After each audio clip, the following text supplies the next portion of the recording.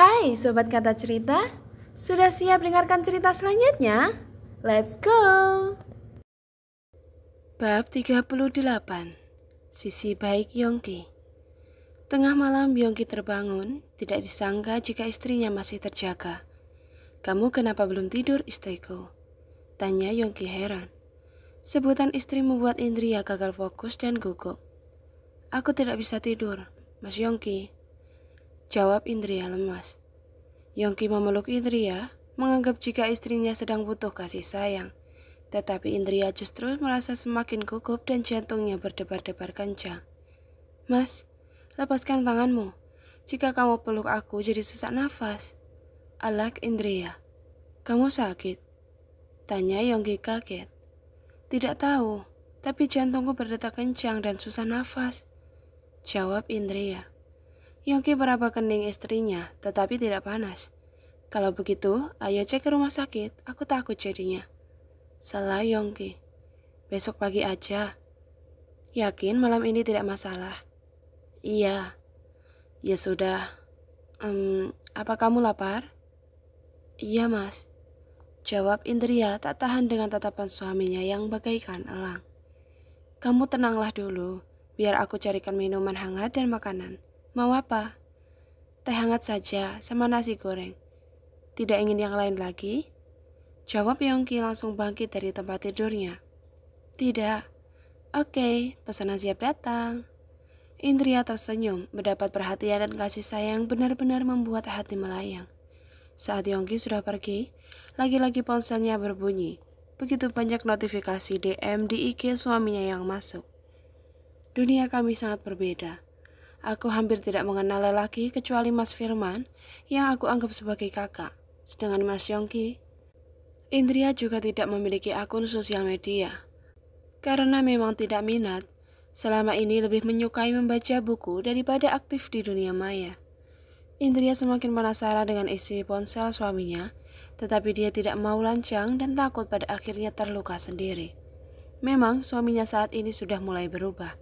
Tetapi dalam hatinya masih belum bisa yakin sepenuhnya jika suami tidak akan selingkuh. Apalagi kenalan Yongki juga cantik-cantik dan suaminya yang dulu menyukai sesuatu yang indah. Jika aku berpikir seperti ini, hanya akan menyiksa diriku sendiri. Astagfirullah, semoga aku bisa dilindungi dari prasangka dan pikiran buruk. Batin Indria. Mungkin karena tidak sholat, makanya hati tidak bisa tenang. Indria memutar sholawat syahdu menyejuk hati di ponselnya sendiri. Tidak lama kemudian Yongki masuk membawa nampan berisi nasi goreng dan teh hangat. "Kenapa kamu tampak gelisah?" tanya Yongki cemas. "Tidak apa-apa, mungkin karena tidak sholat jadi jiwa kurang tentram. Dengan mendengarkan sholawat, biasanya jadi damai," balas Indria mencoba untuk tersenyum. "Bagaimana kalau mendengarkan aku sholawat?" tawar Yongki. "Kamu bisa?" tanya Indria dengan tatapan meragukan. "Bisa dong.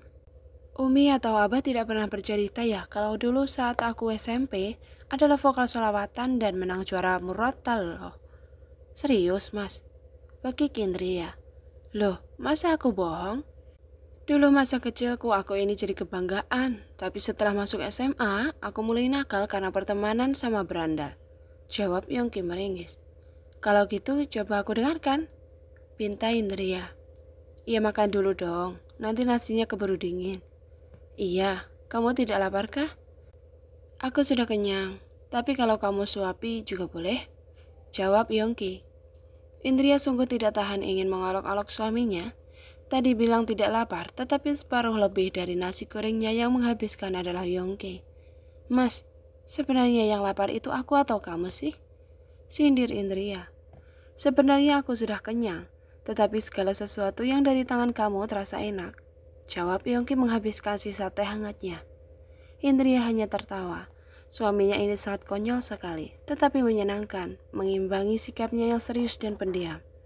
Setelah Yongki meletakkan piring dan gelasnya di atas meja, dia langsung duduk di ranjang dan bersandar bantal. "Ayo duduklah di sampingku. Aku yakin saat kamu mendengar suaraku, akan semakin cinta padaku," ucap Yongki percaya diri. "Aku sungguh meragukanmu, mas," jawab Indria jujur. Kalau ternyata suara aku enak, nanti aku akan dapat hadiah apa? Tantang Yongki. Minta apa? Cium. Ah, aku sudah bisa menebak isi otakmu yang mesum itu, Mas. Cibir Indria. Yongki ngakak, tidak mengira jika istrinya tahu akal-akalannya. Lagian kamu baik sedikit saja apa-apa minta hadiah. Kalau begitu besok saat aku memasak buat kamu, mengurus kamu, semuanya akan aku hitung dan aku minta bayaran. Timpal Indria. Iya, aku siap. Bayarannya adalah ciuman yang membara. Jawaban Yongki antusias. Indria tertawa saking kesalnya terhadap suami. Dengan refleks dia memukul bahu Yongki. Kamu curang sekali, mau menang sendiri. Pakai Indria. Aku adalah seorang pengusaha, makanya aku tidak mau rugi dong. Timpal Yongki. Sudah buruan selawatan. Kalau jelek, maka jangan berani modus lagi padaku. Sela Indria. Yongki menarik paksa istrinya agar mau duduk dan bersandar padanya. Indria tidak bisa menolak sebab cengkraman tangan suaminya erat sekali. Kemudian Yongki mulai bersolawat. Indria sangat kaget ternyata suaminya memiliki suara yang bagus. Masya Allah, merdu sekali Mas Yongki. Tapi jika aku puji dia akan semakin besar kepala dan meminta hadiahnya jauh lebih banyak. Demi mengamankan jantungku lebih baik aku pura-pura tidur. Batin Indria. Tetapi tidak disangka, suara Yongki yang menenangkan hati mampu membuat Indria tertidur nyenyak sungguhan. Selesai salawat, Yongki tersenyum sendiri melihat istrinya tertidur pulas. Setelah sekian lama, dia mau lagi mengeluarkan suaranya. Dulu setelah masuk SMA, Yongki sangat malu jika ketahuan jadi vokal sholawat dan hal-hal yang berbau islami. Karena memang gengnya pada mengejek dan menganggap jika Yongki cupu. Padahal Yongki pernah diajukan ikut lomba azan.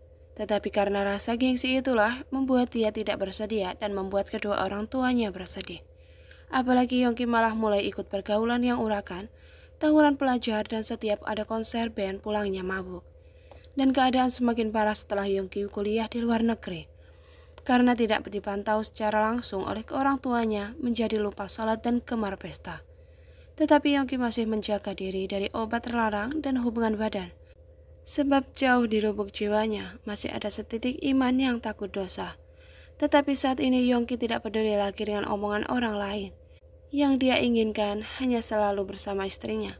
Dia ingin memulai hidup baru, bahagia dan tentram. Yongki menidurkan istrinya dengan nyaman. Dia juga merelakan lengannya dijadikan bantal. Hadiahnya akan aku minta besok. Batin Yongki. Saat tidur, Indria tetap saja terlihat cantik. Bisa saja dirinya mencuri ciuman, tetapi hanya melihat saja sudah terangsang. Jika nekat, malah ujung-ujungnya dia yang tersiksa oleh nafsu tak tersalurkan. Punya istri cantik ternyata juga jadi ujian. Gumam Yongki. Kini giliran Yongki yang tidak bisa tidur. Dia iseng membuka ponsel dan menemukan banyak sekali DM dari berbagai kenalannya yang dulu sempat mendekatinya. Yongki melihat status galau Sinta, sehingga semua tahu juga dia dan Sinta sudah putus. Sinta membuat bahaya juga nih.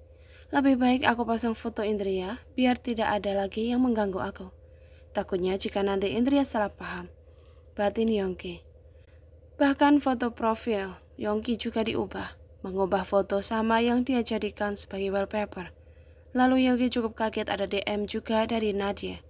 Iseng dibuka ternyata kekasihnya yang lama tidak berkomunikasi itu menanyakan kabar dan bertanya siapa wanita bercadar.